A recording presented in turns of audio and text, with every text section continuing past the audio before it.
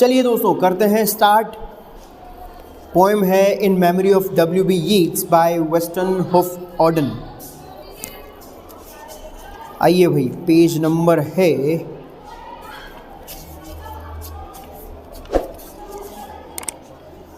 255 page number पे आ जाइए और करते हैं अब स्टार्ट।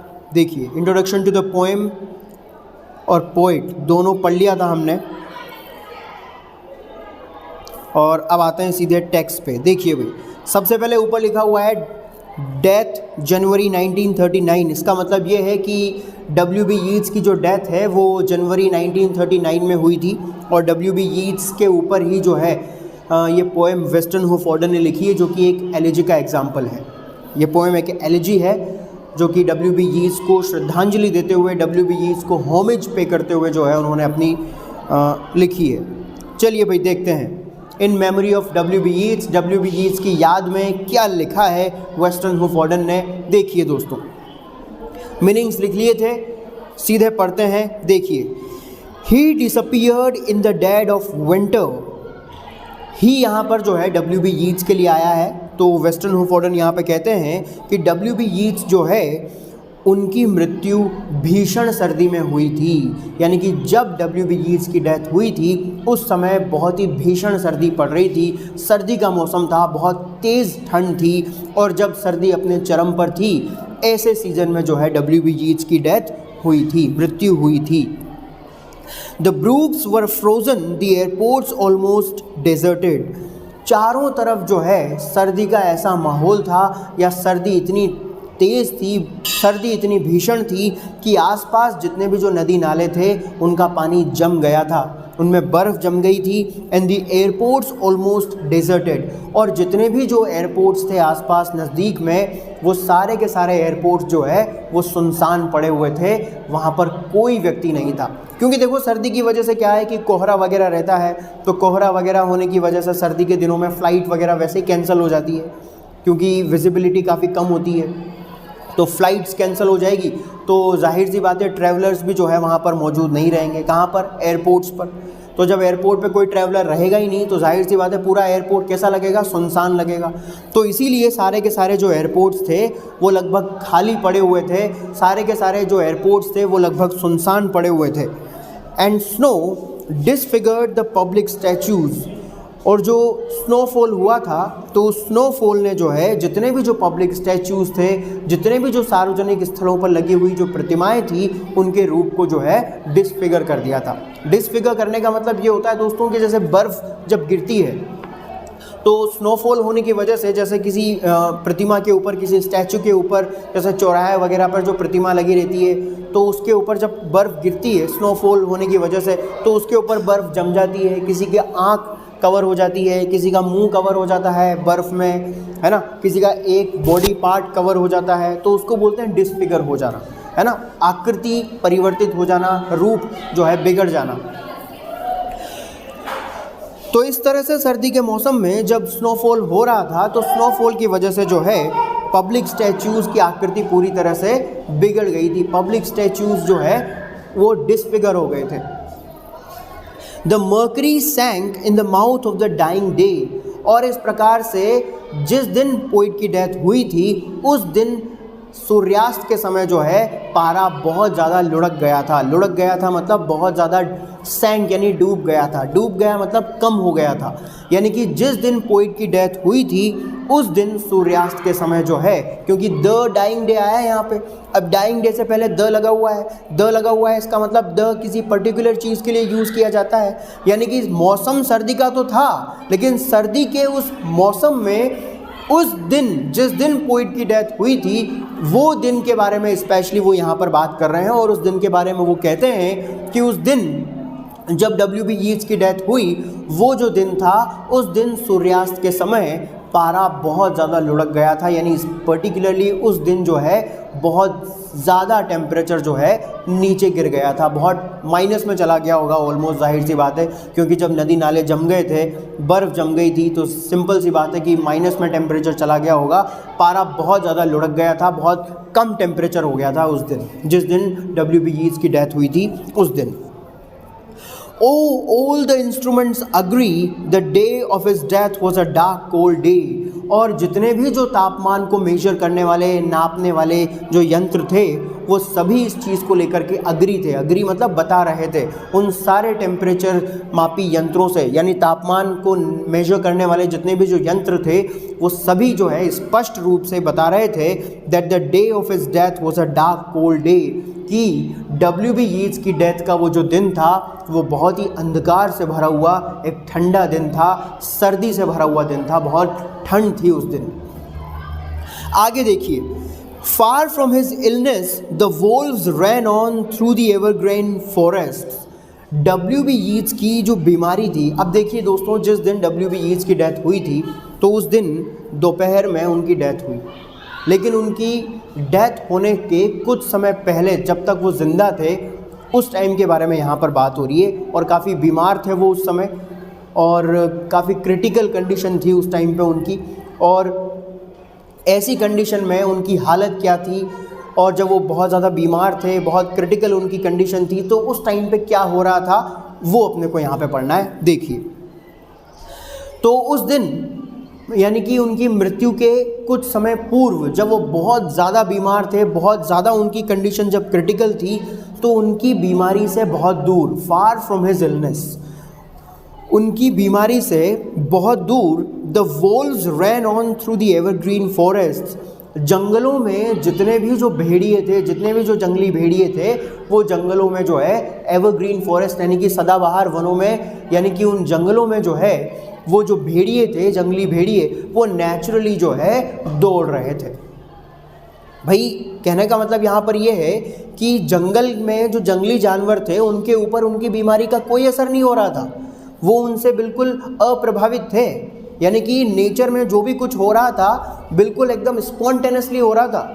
नेचर में जितनी भी घटनाएं घटित हो रही थी, जैसे सूरज निकल रहा है या धूप निकल रही है, हवा चल रही है, सर्दी पड़ रही है, या जंगली जानवर दौड़ रहे हैं, भाग रहे हैं, तो इन सारी नेचुरल जो जितनी भी चीज़ें थी, प्राकृतिक जो जितनी भी चीज़ें थी, उन सारी चीज़ों के ऊपर पोइट की डेथ का या उनकी बीमारी का कोई असर नहीं हो रहा था. तो उसी चीज़ का एक एग्जाम्पल यहाँ पर बताया उन्होंने, वेस्टन ऑफ फोर्डन ने. यानी कि W.B. यीट्स जिस दिन अपने घर में बीमार पड़े थे, काफ़ी क्रिटिकल उनकी कंडीशन थी, उस दिन वो तो काफ़ी बीमार थे, लेकिन उनकी बीमारी से बहुत दूर जंगलों में जो है, जो जंगली भेड़िए थे, जो जंगली जानवर थे, वो नेचुरली जो है जंगलों में दौड़ लगा रहे थे, जंगलों में दौड़ रहे थे. यानी कि उनके ऊपर जो है उनकी बीमारी का कोई असर नहीं हो रहा था, वो उनकी बीमारी से पूरी तरह से अप्रभावित थे. The peasant river was untainted by the fashionable quays. और वहीं पर जो प्राकृतिक रूप से बहती हुई जो नदी थी, वहीं पर नज़दीक में उनके शहर में, जहाँ कहीं भी वो रहते होंगे पोइट, वहीं उनके शहर में जो एक नदी थी, वो भी जो है was untainted by the fashionable quays. वो नदी भी जो है नेचुरली जो है बह रही थी. उस नदी के ऊपर, वो नदी भी कैसी थी? अनटेम्प्टेड थी, अप्रभावित थी, यानी कि बिल्कुल भी ललायित नहीं थी. बाय इट्स फैशनेबल क्वेज, यानी कि अपने किनारों पर आने वाले. अब देखो, वैसा तो यहाँ पे जो क्वे आया है, क्वे का मतलब वैसा तो एक प्लेटफॉर्म होता है जो बंदरगाह पे बना होता है, लेकिन क्योंकि यहाँ पे जिक्र रिवर का आया है तो इसीलिए हम नदी के किनारे के बारे में बात करेंगे. अब नदी के किनारे के बारे में बात करने का मतलब ये है कि जैसे मान लो कभी किसी नदी के किनारे पे कहीं पे गंदगी होती है, कहीं आगे जब चलते हैं तो हो सकता है कोई सुंदर सी जगह वहाँ पे बनी होती है, फिर आगे चलते हैं तो फिर वापस गंदगी आ जाती है कभी किसी नदी के किनारे पर. फिर आगे चलते हैं तो सपोज़ कीजिए जैसे किसी ने बहुत खूबसूरत मकान बना रखा है, बहुत हरियाली वहाँ पे जो हो रही है, तो नदी के जो किनारे होते हैं कहीं गंदगी होती है, कहीं जो है बहुत साफ़ सफाई होती है, कहीं गंदगी होती है, कहीं जगह बहुत साफ़ सफाई होती है. तो इन गंदगी के ढेरों से जो नदियों के किनारे पर लगे रहते हैं, या जो या फिर ये जो खूबसूरती जो होती है जो नदियों के किनारे अपने को देखने को मिलती है, क्या इन चीज़ों से नदी प्रभावित होती है? क्या उसका पानी बहता हुआ जो रहता है, क्या वो इन चीज़ों से प्रभावित होता है? क्या नहीं होता है ना. तो इसीलिए जैसे वो नदी का पानी किसी तरह से प्रभावित नहीं होता ना अपने किनारों पर आने वाली इन चीज़ों से, ठीक उसी प्रकार से प्रकृति में होने वाली जितनी भी जो एक्टिविटीज़ थी वो भी नेचुरली हो रही थी. यानी उन सारी चीज़ों के ऊपर पोइट की डेथ का उनकी बीमारी का कोई असर नहीं पड़ रहा था, है ना। तो उनकी बीमारी से काफ़ी दूर जंगलों में जंगली जानवर जो है नेचुरली दौड़ रहे थे। नदी जो है वो बिना प्रभावित हुए अपने किनारों से, अपने किनारों पर आने वाली चीज़ों से बिना प्रभावित हुए जो है प्राकृतिक रूप से बह रही थी। And by mourning tongues the death of the poet was kept from his poems. और अब जब पोइट की डेथ हो गई थी, जब उनकी मृत्यु हो गई थी, तो उनकी मृत्यु के ऊपर शोक मनाने वाले जितने भी जो टंग्स, मॉर्निंग टंग्स, टंग्स मतलब जीभ, जीभ यहाँ पे इंडिकेट कर रहा है किसको, लोगों को, यानी कि शोक मनाने वाले लोग, सिनेक्डेकी फिगर ऑफ स्पीच, है ना। बाय मॉर्निंग टंग्स यानी कि जितने भी लोग जो उनकी मृत्यु के ऊपर शोक मना रहे थे, दुख मना रहे थे, वो सारे लोग अब क्या करेंगे, the death of the poet, अब मृत्यु के बाद, यानी कि पोइट की अब मृत्यु के बाद जो है वो उसकी मृत्यु को वॉज कैप्ट, मैंने आपको लिखा है इवेल्युएट करवाना, ठीक है। तो अब वो पोइट की मृत्यु को जो है इवेल्युएट करना शुरू करेंगे फ्रॉम हिज पोएम्स, उसकी रचनाओं के माध्यम से, उसकी पोएम्स के माध्यम से। यानी कि जैसे होता है ना, जैसे कभी किसी व्यक्ति की डेथ हो जाती है तो लोग मरने के बाद जो है उसको इवेल्युएट करना शुरू करते हैं। अरे यार अच्छा आदमी था यार, अरे यार बुरा आदमी था यार, अरे अच्छा आदमी था यार बेचारा मर गया, अरे बुरा था, अरे बढ़िया हुआ मर गया जो। तो इस तरह से लोग जो है इवेल्युएट करना शुरू करते हैं उसकी डेथ को। तो इसी तरह से जो है वही चीज़ यहाँ पर पोइट के लिए भी लिखा है उन्होंने। तो वेस्टन हुफोर्डन कहते हैं बाय मॉर्निंग टंग्स, यानी कि जितने भी जो लोग हैं जो उनकी मृत्यु के ऊपर दुख मना रहे हैं, शोक प्रकट कर रहे हैं, अब वो सारे लोग जो है, अब वो सारे लोग पोइट की डेथ को, यानी कि उनकी मृत्यु को उनकी रचनाओं के माध्यम से, उनकी राइटिंग्स के माध्यम से इवेल्युएट करेंगे, उनका मूल्यांकन करेंगे। हो सकता है उनमें से कुछ लोग, भाई दुख मनाने तो सभी आते हैं, लेकिन ये पता थोड़ी चलता है कि कौन अच्छी बातें कर रहा है, कौन बुरी बातें कर रहा है, कौन अच्छाई कर रहा है, कौन बुराई कर रहा है ना। सभी लोग दुख मनाने आते हैं जैसे किसी की डेथ हो जाती है, लेकिन कहने वाले तो मन में कहते हैं, या चिल्ला चिल्ला कर थोड़ी कहते हैं कि भाई हाँ अच्छा आदमी था या बुरा आदमी था। मन में कह कर के चले जाते हैं, दुख प्रकट करने आते हैं लेकिन मन में कह कर के चले जाते हैं अच्छा आदमी था यार, बुरा आदमी था यार। तो इसी प्रकार से पोइट के बारे में भी यहाँ पर ये लिखा है कि अब क्योंकि पोइट की डेथ हो गई है तो इसीलिए लोग जो है अब पोइट को जो है उनकी मृत्यु के ऊपर दुख तो प्रकट कर रहे हैं, लेकिन अब वो उनकी डेथ को जो है उनकी राइटिंग्स के माध्यम से इवेल्युएट करेंगे, उनकी रचनाओं के माध्यम से उनका मूल्यांकन करेंगे। जैसे सपोज कीजिए किसी को अगर राइटिंग उनकी अच्छी लगेगी तो वो पोइट के बारे में अच्छा सोचेंगे, और किसी को अगर उनकी राइटिंग बुरी लगेगी तो वो बुरा सोच लेगा। तो मतलब उनकी रचनाओं के आधार पर इवेल्युएशन हो गया ना उनका। किसी को उनकी राइटिंग पसंद आएगी तो वो कहेगा यार अच्छे थे, कोई किसी को कोई अगर उनकी राइटिंग को डिसलाइक करेगा तो कह देगा कि भाई यार बेकार व्यक्ति था वगैरह वगैरह। ये तो लोगों के ऊपर डिपेंड करता है कि वो उनको कैसे इवेल्युएट करते हैं, है ना, क्या उनके बारे में बोलते हैं। तो ये सारी चीज़ें हैं। तो अब पोइट का जो इवेल्युएशन होगा वो उनकी राइटिंग्स के आधार पर होगा। उन सभी दुख मनाने वाले लोग उनकी डेथ को जो है इवेल्युएट करेंगे, उनकी रचनाओं के आधार पर करेंगे, क्योंकि पोइट की तो अब डेथ हो गई है। ये है बात। आगे वो कहते हैं Wystan Hugh Auden, but for him it was his last afternoon as himself. लेकिन पोइट के लिए तो ये उनका आखिरी आफ्टरनून था। उस दिन, जिस दिन उनकी मृत्यु हुई थी, उस दिन के बारे में बात कर रहे हैं वो यहाँ पर। लेकिन पोइट के लिए तो जो है ये उनकी मृत्यु का अपना उनका दिन था, क्योंकि तो पोइट के लिए तो ये उनका आखिरी आफ्टरनून था, ये उनकी ज़िंदगी की आखिरी दोपहर थी। यानी कि उस दिन दोपहर का समय था, तब की बात कर रहे हैं Wystan Hugh Auden. But for him it was his last afternoon as himself. Poet का जो है ये अंतिम आफ्टरनून था, अंतिम उनकी दोपहरी थी उनकी ज़िंदगी की। An afternoon of nurses and rumours, ये एक ऐसी दोपहरी थी उस दिन की जिस दिन उनकी काफ़ी सारे लोग जो है देखभाल कर रहे थे। बहुत सारे जो नर्स थे वहाँ पर, लड़कियाँ या लड़के जो भी होंगे, वो उनको नर्स कर रहे थे, उनकी देखभाल कर रहे थे, क्योंकि बहुत क्रिटिकल कंडीशन थी W.B. यीट्स की, ऐसा बताते हैं उस दिन दोपहर के समय जिस दिन उनकी मृत्यु हुई थी। एंड रूमर्स, और उस दिन जब सभी लोग उनकी इतनी देखभाल कर रहे थे तो इसी दौरान उनकी बीमारी और उनकी मृत्यु से जुड़ी हुई अफवाहें भी जो है पूरे गांव में फैल रही थी। तो this was an evening of nurses and rumours, यानी कि ये दिन किससे भरा हुआ दिन था? रूमर्स से, अफवाहों से भरा हुआ दिन था। और चारों तरफ जो है पोइट की मृत्यु से रिलेटेड, उनकी बीमारी से रिलेटेड अफवाहें फैल रही थी। और ये ऐसा दिन था जिस दिन पोइट की कंडीशन काफ़ी क्रिटिकल थी और बहुत सारे लोग जो है उनकी देखभाल कर रहे थे। और दिन का भी कौन सा समय? आफ्टरनून। ठीक है, तो एक ऐसा दोपहर का समय था उस दिन, और ये पोइट की ज़िंदगी की आखिरी दोपहर थी। The provinces of his body revolted, और जो अफवाहें फैल रही थी चारों तरफ, उन अफवाहों के माध्यम से लोगों को ऐसा पता लग रहा था कि उस दोपहरी में जो है पोइट की बॉडी के जितने भी जो प्रांत थे, उन सभी प्रांतों ने जो है विरोध करना शुरू कर दिया था। अब पोइट की बॉडी में कोई अलग अलग राज्य तो है नहीं भाई, पोइट की बॉडी कोई संघ तो है नहीं कि भाई ये पोइट की WB यीट्स राज्यों का एक संघ है अनुच्छेद 1 के अनुसार। हाँ, तो ऐसी तो कोई बात है नहीं। तो प्रोविंस मतलब यहाँ पे मेटाफर है, प्रोविंस से मतलब ऑर्गन्स, है ना, ऑर्गन्स। तो जो अफवाहें निकल करके आ रही थी पोइट की इलनेस से जुड़ी हुई, उनकी बीमारी से जुड़ी हुई, तो उन सारी अफवाहों के माध्यम से लोगों को ऐसा पता लग रहा था कि उनकी बॉडी के जो ऑर्गन्स थे उन्होंने काम करना बंद कर दिया था। धीरे धीरे उनकी बॉडी के सारे ऑर्गन्स ने काम करना बंद कर दिया था। विरोध करना मतलब हम काम नहीं करेंगे, धरने पे बैठ गए थे सारे के सारे प्रांत के लोग, हम काम नहीं करेंगे, मतलब विरोध करना शुरू कर दिया था। मतलब ऑर्गन्स ने, आप कितना अच्छा मेटाफर ये है यार, ये भी देखो आप, उनकी प्रांतों ने जो है विरोध कर दिया था, हड़ताल कर दी थी उनके प्रांतों ने। अब बस की बात नहीं है। हाँ,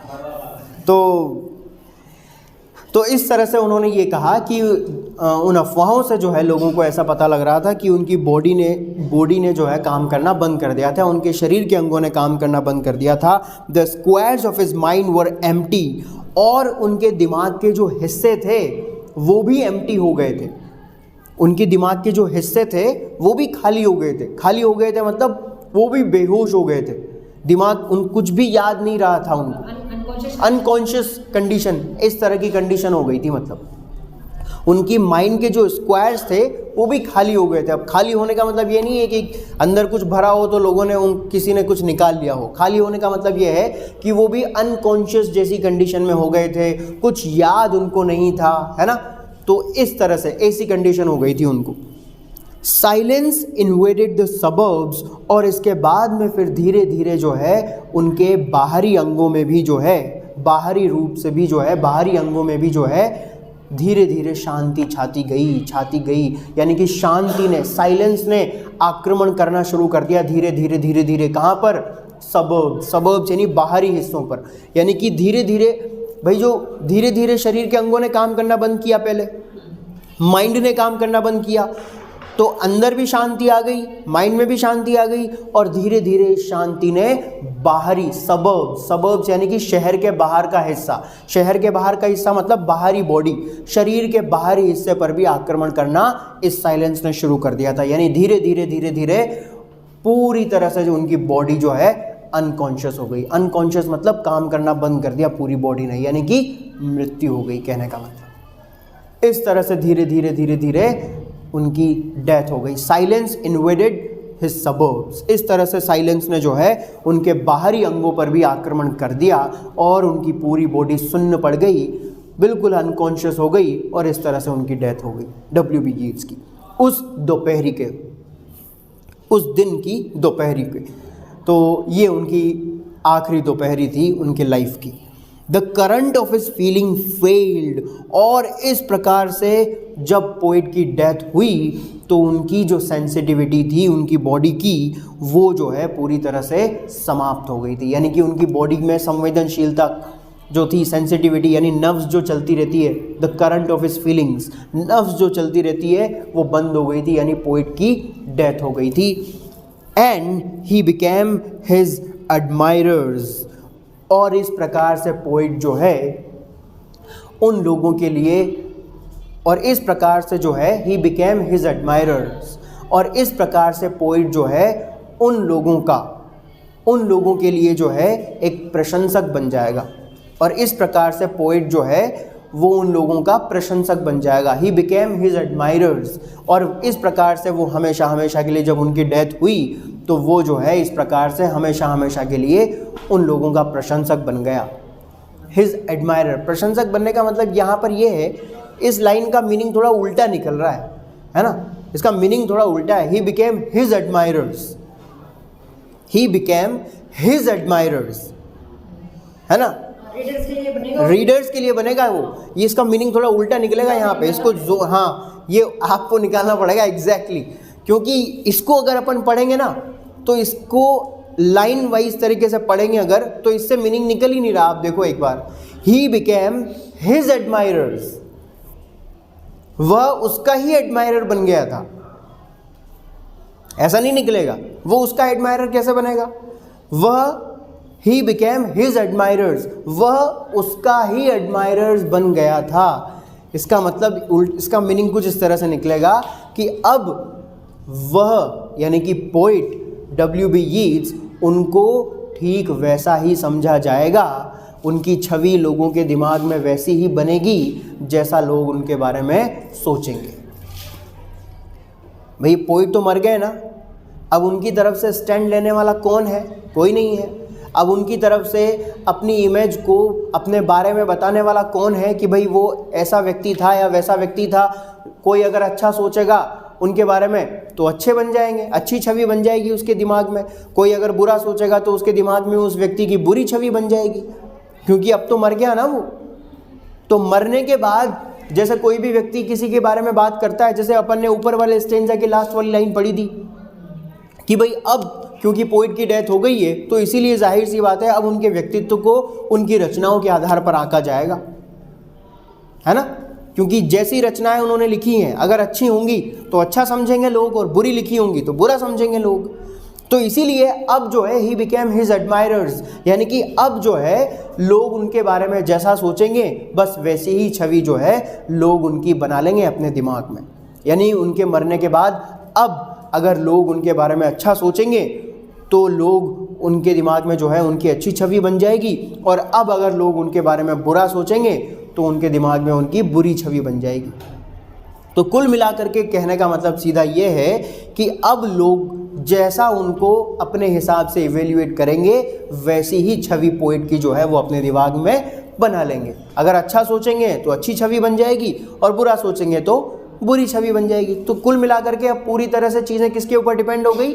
लोगों के ऊपर डिपेंड होगी। जैसा वो सोचेंगे बस वैसी ही छवि जो है लोगों के दिमाग में बन जाएगी, क्योंकि उनकी तरफ से स्टैंड लेने वाला तो कोई है नहीं। अब मान लो अगर कोई व्यक्ति अच्छा अच्छा कह रहा है तो अच्छी बात है, लेकिन कोई बुरा कह रहा है तो पोइट आकर के ये थोड़ी कहेंगे अबे साले बुरा नहीं हूँ मैंने अच्छा काम किया है, तू गलत सोच रहा है मेरे बारे में। पोइट थोड़ी आएंगे ऊपर से, अब उनके वर्क्स बोलेंगे। अब तो अरे जो ये जो पोजीशन एडजेक्टिव आया है यहाँ पे दिया का भी यूज हो सकता है, हम करें नहीं होगा। ही बिकेम देयर आया नहीं सकता ना, देयर एडमायरर्स मतलब लोगों का प्रशंसक। लोगों का प्रशंसक तो बन ही नहीं सकता भाई। लोगों का प्रशंसक बनने का मतलब तो ये है कि भाई प्रशंसा पोइट कर रहे हैं लोगों की।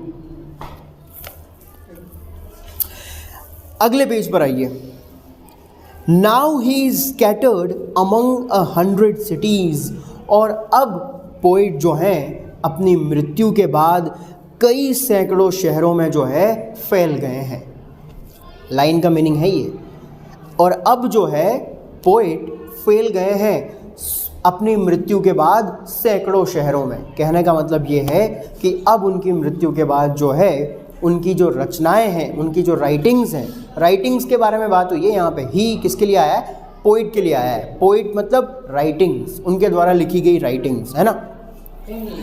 हाँ, फेम मिल गई ना, मतलब उनकी बुक पब्लिश की उन्होंने, तो बुक पब्लिश की तो सब तरफ फैली उनकी बुक, और सब तरफ फैली तो सब लोगों ने उनकी बुक को खरीदा, और उनकी बुक को जब खरीदा तो लोगों ने उनकी बुक को पढ़ा। अब उनकी बुक को अब अगर लोगों को अगर अच्छी लगेगी तो वो अच्छा सोच करके अच्छी छवि बना लेंगे उनकी, और अगर बुरी लगेगी तो बुरा सोच के बुरी छवि बना लेंगे। तो लेकिन अब पोइट जो है सैकड़ों शहरों में फैला नहीं फैला, मतलब उनकी राइटिंग सैकड़ों शहरों में फैल गई है। तो अब जो है पोइट की मृत्यु के बाद उनकी जो राइटिंग्स हैं वो कई सैकड़ों शहरों में फैल गई है। And wholly given over to unfamiliar affections, और पूरी तरह से जो है ये पहुंच चुकी है। होली पूरी तरह से गिवन ओवर, दी जा चुकी हैं मतलब पहुंच चुकी हैं। कहाँ तक पहुंच चुकी हैं? टू अनफैमिलियर अफेक्शंस, अनजान समझ रखने वाले लोगों के पास तक पहुंच गई है। यानी कि कई सैकड़ों शहरों में कई हजारों लाखों की संख्या में जो अनजान लोग हैं जिनकी सेंसिबिलिटी अलग अलग है। भाई करोड़ों लोगों में, लाखों लोगों में हो सकता है कुछ की समझ अच्छी हो, कुछ की समझ बुरी हो, है ना। तो सबसे पहली बात अनफैमिलियर यहाँ पे इसलिए आया है, अनफैमिलियर मतलब अनजान, यानी जहाँ जहाँ तक उनकी किताबें जिन जिन सैकड़ों शहरों में जिन जिन लोगों तक पहुँची है, ज़रूरी थोड़ी पोइट सभी को जाने। तो जितने भी लोग हैं वो जो है पोइट जो है उन सबसे अनजान है, तो इसलिए यहाँ पे अनफैमिलियर आया है। अफेक्शन से मतलब है सेंसिबिलिटी मतलब समझ, अच्छी बुरी की समझ होना, क्या अच्छा है क्या बुरा है, तो ये समझ होना। तो इस प्रकार से अब क्योंकि उनकी मृत्यु के बाद जो है कई सैकड़ों शहरों में उनकी राइटिंग्स पहुंच चुकी है, फैल गई है, और उन सैकड़ों शहरों में रहने वाले हज़ारों लाखों की संख्या में लोगों तक जो है उनकी किताब पहुंच गई है। और वो सारे के सारे जो लोग हैं उन सभी लोगों को जो है पोइट जानते नहीं हैं, पर्सनली जानते नहीं हैं। वो सारे के सारे लोग, पोइट जो है उन सबसे अनजान है। W.B. यीट्स जो है वो उन सारे लोगों से अनजान है, और ये ऐसे लोग हैं जिनकी समझ अलग अलग है। हो सकता है किसी की सेंसिबिलिटी अच्छी हो सकता है किसी की समझ बुरी हो। तो ऐसे लोगों तक जो है उनकी राइटिंग अब पहुंच चुकी है। अनजान पोइट जिनसे अनजान है, जिनकी समझ से अनजान है, ठीक है। पोइट जिनसे अनजान है यानी कि ऐसे लोग जिनकी समझ के बारे में पोइट कुछ नहीं जानते हैं कि भाई अच्छी समझ वाला व्यक्ति है, बुरी समझ वाला व्यक्ति है, जिनके बारे में लोग पोइट जो है कुछ नहीं जानते हैं। मतलब व्यक्ति को ही नहीं जानते हैं तो जाहिर सी बात है उसकी समझ को भी नहीं जानेंगे। तो इसीलिए यहाँ पे आया अनफैमिलियर अफेक्शन, अनजान लोग जिनको पोइट नहीं जानते हैं, ऐसे लोगों तक जो है उनकी राइटिंग सैकड़ों शहरों में फैल करके पहुँच चुकी है। To find his happiness in another kind of wood, और अब अगर किसी विदेशी भूमि पर, strange country, another kind of wood का मतलब अनजान देश, यानी कोई दूसरा देश।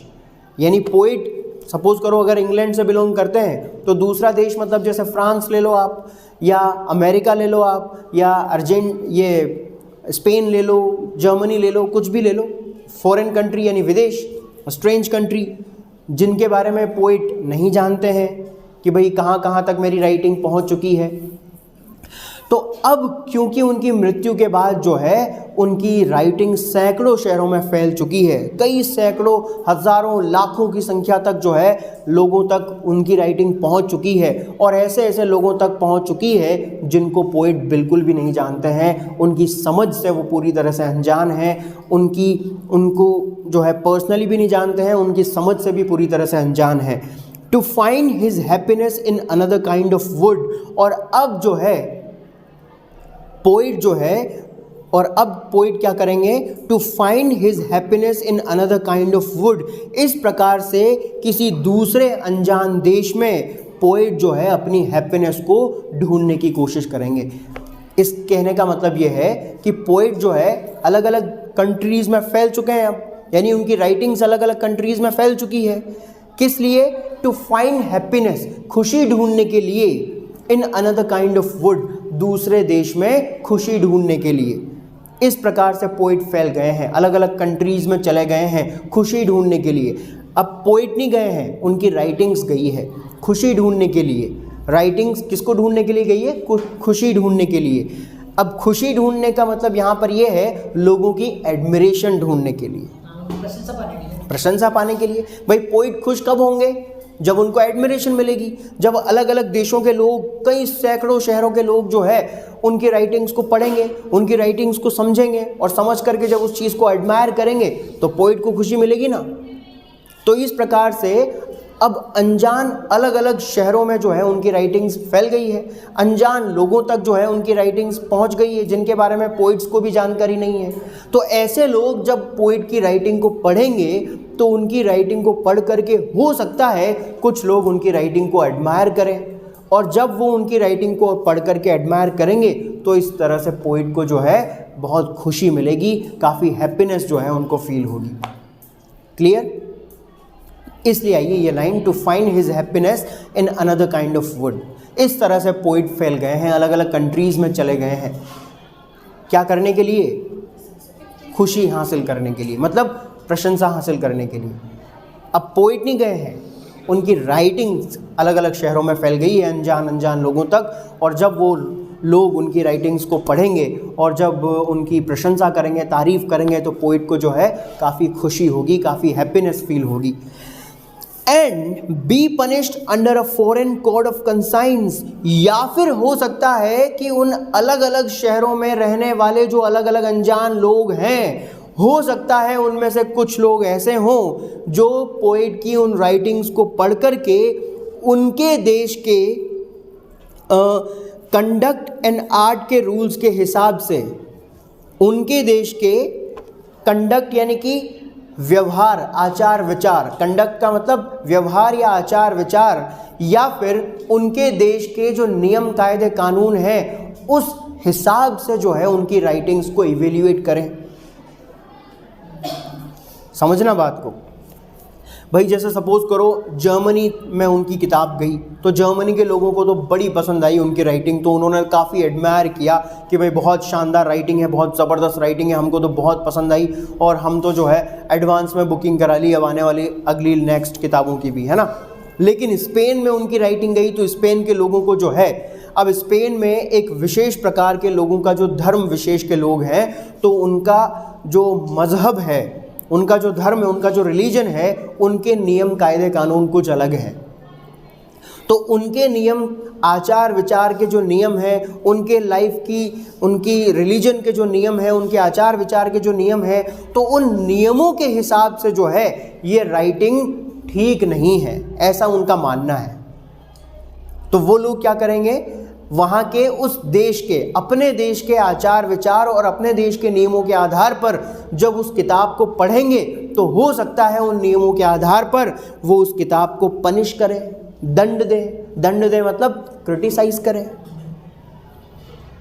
भाई राइटिंग तो सभी जगह चली गई, अलग अलग देशों में फैल गई, अनजान लोगों तक फैल गई, ऐसे लोगों तक चले गई जिनके बारे में पोइट जानते नहीं है, जिनकी समझ के बारे में पोइट को कोई अंदाज़ा नहीं है कि किस व्यक्ति को क्या चीज़ अच्छी लगती है, उन सब तक पोइट की राइटिंग अब जो है पहुंच चुकी है। और अब उस दूसरे देश में, विदेश में रहने वाले लोग जब उनकी राइटिंग्स को पढ़ेंगे तो हो सकता है किसी को उनकी राइटिंग अच्छी लगे, तो हो सकता है वो व्यक्ति उनको एडमायर कर दे, और जब वो एडमायर करेगा तो पोइट को काफ़ी खुशी होगी। लेकिन हो सकता है उनकी राइटिंग किसी ऐसे भी देश में चली जाए, वहाँ पे रहने वाले लोग उस देश के, अपने देश के आचार विचार या अपने देश के नियमों के आधार पर जब उस किताब को जज करेंगे, इवेल्युएट करेंगे, तो हो सकता है उन नियमों के आधार पर पोइट की राइटिंग को वो क्रिटिसाइज करें, हो सकता है उन नियमों के आधार पर पोइट की राइटिंग की वो आलोचना करें, ऐसा भी तो हो सकता है।